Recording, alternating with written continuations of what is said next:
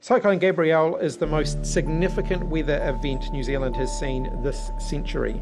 It's a very unusual sight. Things are taking a bit of a turn. They're hoping for the best, they're preparing for the worst. And these rivers are filling up fast. This is an unprecedented and dangerous weather event. People will be aware that a national state of emergency has been declared. We'll be throwing everything at this to make sure we're providing as much support to the response as possible. In the early hours on February the 14th, Cyclone Gabrielle struck Hawke's Bay, causing unprecedented damage to the lives and livelihoods of the people in our region. It's all right. Lift your feet up, baby. Lift your feet up. We're almost at the bridge. We're trying to make it to the bridge now. What is coming in? Rainfall in many areas throughout Hastings District hugely exceeded the forecasts.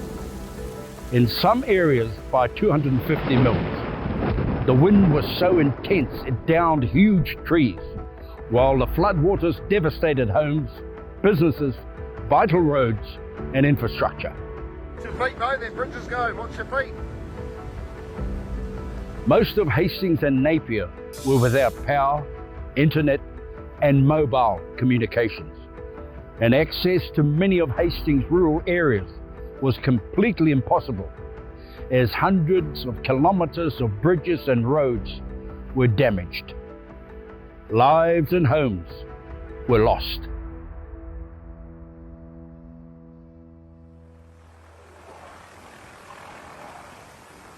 As daylight came, preservation of life was the immediate priority.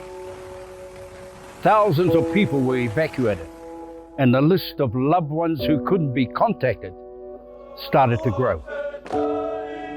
Connecting with all residents was especially difficult with the inability to communicate using usual methods and the lack of road access to so many rural settlements.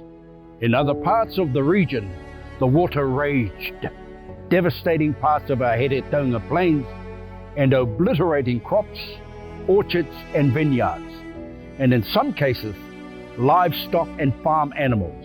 While some lost everything, others were unable to harvest or get animals to market. The hit to our local businesses, community, the supporting industries, and people employed cannot be underestimated.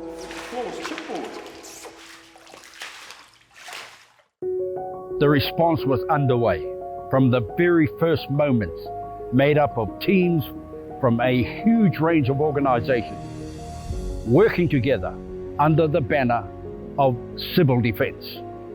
All able Hastings District Council employees, from librarians, town planners and logistics to designers and accountants, made their way to council to form one of 6 emergency operation centre teams, working round the clock 7 days a week.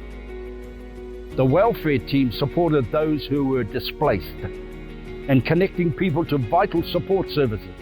The logistics team worked to get food and water, generators and portaloos out to stranded residents.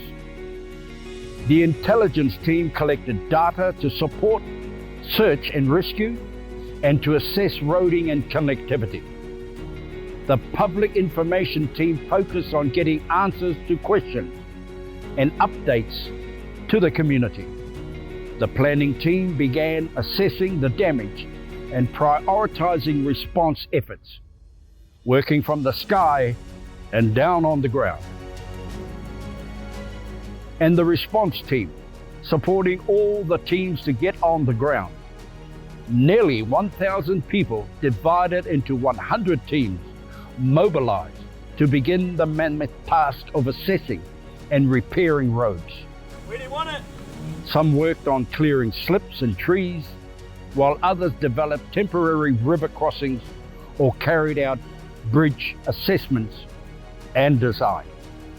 By the 4th week, more than thousands of metric tons of flood-damaged waste had been picked up from in front of homes to be mulched and disposed of at the district's landfill. while the silt covering land, homes and roads was being scraped up and collected to be taken to specialists' holding areas.